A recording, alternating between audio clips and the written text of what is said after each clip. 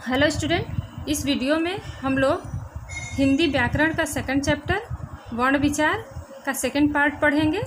वर्णों का संयोग। वर्णों के परस्पर मेल को वर्ण संयोग कहा जाता है। वर्ण संयोग दो प्रकार के होते हैं, व्यंजन का व्यंजन से संयोग, व्यंजन का स्वर से संयोग। तो व्यंजन का व्यंजन से संयोग के निम्नलिखित नियम हैं। पहला, पाई वाले व्यंजनों का संयोग और दूसरा बिना पाई वाले व्यंजनों का संयोग। तो पाई वाले व्यंजन किसे कहते हैं? पाई वाले व्यंजन वे व्यंजन होते हैं जिनके लास्ट में खड़ी पाई होती है। जिन व्यंजनों के अंत में खड़ी पाई होती है उन्हें हम पाई वाले व्यंजन कहते हैं। जैसे ख, ग, घ, च, ज, इन सब व्यंजनों के अंत में ये खड़ी पाई है, इसलिए इन्हें हम पाई वाले व्यंजन कहते हैं।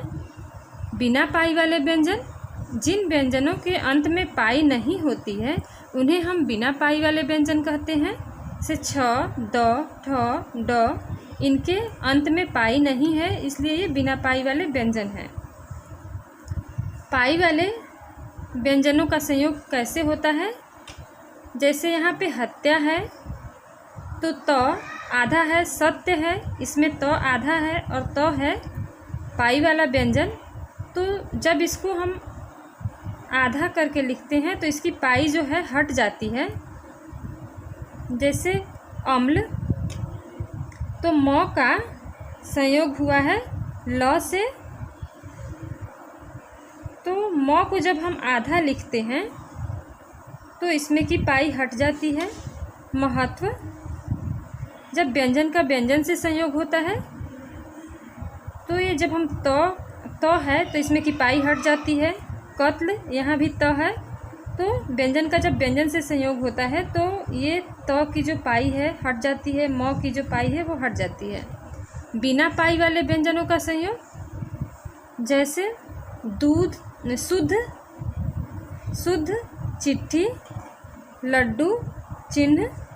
तो शुद्ध द है, द में पाई नहीं है तो इसके नीचे हम हलंत लगा देते हैं। इस तरह ये बिना पाई वाले व्यंजन का संयोग है। लड्डू, इसके नीचे हम हलंत लगा देते हैं। चिन्ह, तो ह के नीचे हम हलंत लगा दिए हैं। चिट्ठी, ट के नीचे हम हलंत लगा दिए हैं।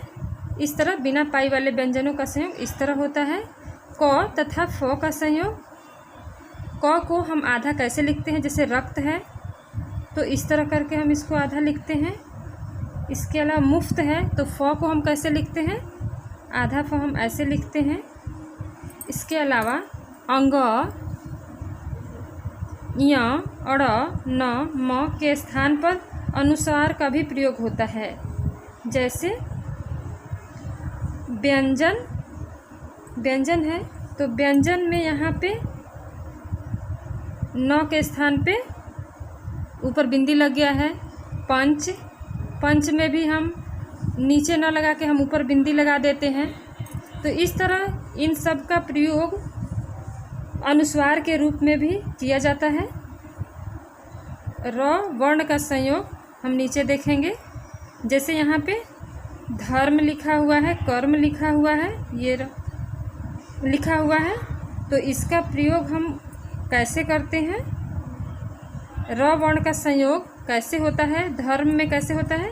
तो धर्म में जो र लगा हुआ है ऊपर, वो म से पहले र लगा हुआ है, तो हम लिखते हैं। जैसे धर्म का वर्ण विच्छेद करना है तो ध प्लस अ प्लस र प्लस म प्लस अ हो जाएगा, क्योंकि जो र है वो आधा है, तो ऐसे हो जाएगा। जब हम म से पहले हम र लगाते हैं, कहीं भी जब ऊपर रहता है, कर्म में भी जो ऊपर लगा हुआ है रेफ लगा हुआ है रक, तो गर्व, पर्व, तो इस तरह में हम यहाँ पे व से पहले र आएगा, यहाँ भी व से पहले र आएगा। जैसे यहाँ पे आया हुआ है र प्लस व आएगा।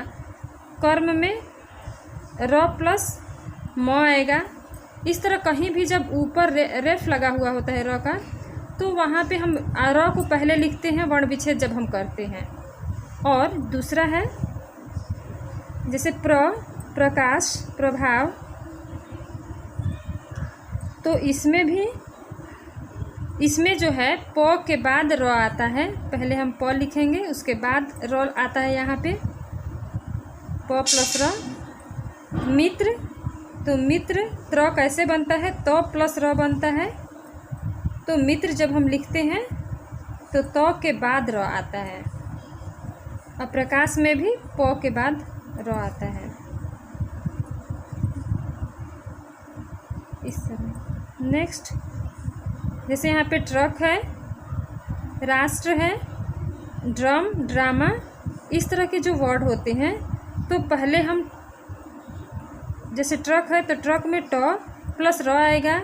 राष्ट्र है तो यहाँ पे राष्ट्र लास्ट में जो है, जैसे इसका वर्ण विच्छेद होगा र प्लस आ प्लस श प्लस ट प्लस र, मतलब र बाद में आएगा, राष्ट्र हो जाएगा। उसी तरह ड्रम है तो ड पहले आएगा और र जो है उसके बाद में आएगा। तो ये सब चीज़ का ध्यान रखना है आप लोग को कि धर्म जब होगा तो इसमें जो र है वो म से पहले आता है। और राष्ट्र है तो राष्ट्र में जो ट के बाद र आता है, प्रकाश में प के बाद र आता है। नेक्स्ट, व्यंजन का स्वर से संयोग। व्यंजन का उच्चारण स्वर की सहायता से ही संभव है, इसलिए व्यंजन के साथ स्वर मात्रा के रूप में जुड़ते हैं। जैसे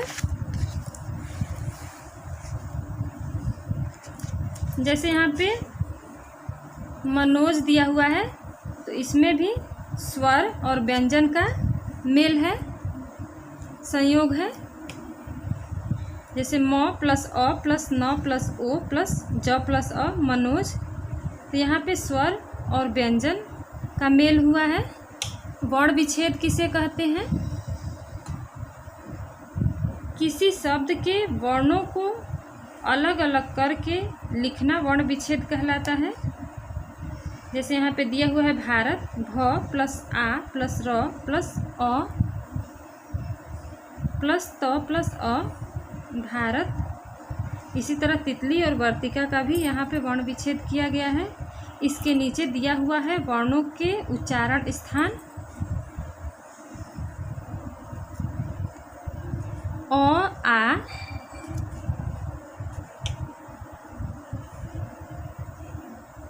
आ, क ख ग घ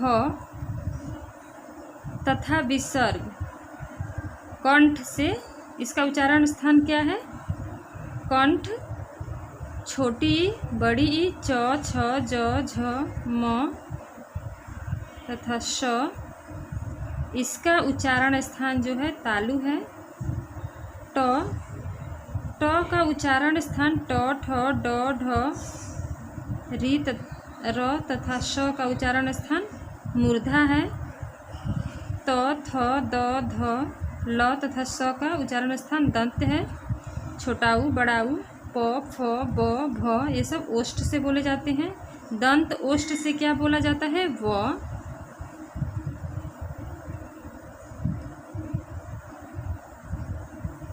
और कंठ ए तथा आय कंठ तालु से बोले जाते हैं। ए तथा आय, ओ तथा औ जो है कंठ और ओष्ठ से बोले जाते हैं। अंग, अंग, अंग, अंग, य, अड़, न तथा म, ये सब जो है नासिका से बोले जाते हैं।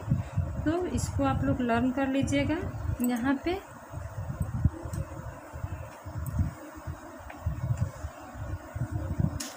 क्वेश्चन आंसर है। एक्सरसाइज, वर्ण किसे कहते हैं? तो भाषा की सबसे छोटी ध्वनि जिसके और अधिक टुकड़े नहीं किए जा सके उसे हम वर्ण कहते हैं। वर्णमाला वर्णमाला से आप क्या समझते हैं? वर्णों के निश्चित और क्रमबद्ध समूह को वर्णमाला कहा जाता है। वर्ण के कितने भेद होते हैं? वर्ण के 2 भेद होते हैं, स्वर वर्ण और व्यंजन वर्ण। स्वर समझा कर लिखना है तो स्वर की परिभाषा लिख देंगे। स्वर जो बिना किसी वर्ण की सहायता से बोले जाते हैं उन्हें स्वर कहते हैं। व्यंजन जो स्वर की सहायता से बोले जाते हैं उन्हें व्यंजन कहते हैं। स्वर के कितने भेद होते हैं? स्वर के 3 भेद होते हैं, ह्रस्व स्वर, दीर्घ स्वर और प्लुत स्वर। व्यंजन के कितने भेद होते हैं? व्यंजन के भी 3 भेद होते हैं, ऊष्म व्यंजन, स्पर्श व्यंजन तथा अंतस्थ व्यंजन। संयुक्त व्यंजन से आप क्या समझते हैं? 2 या 2 से अधिक व्यंजनों से मिलकर बने व्यंजन को संयुक्त व्यंजन कहते हैं। यहाँ खाली स्थान भरना है। वर्णों के क्रमबद्ध समूह को वर्णमाला कहते हैं। अ, ई, उ तथा री ह्रस्व स्वर हैं।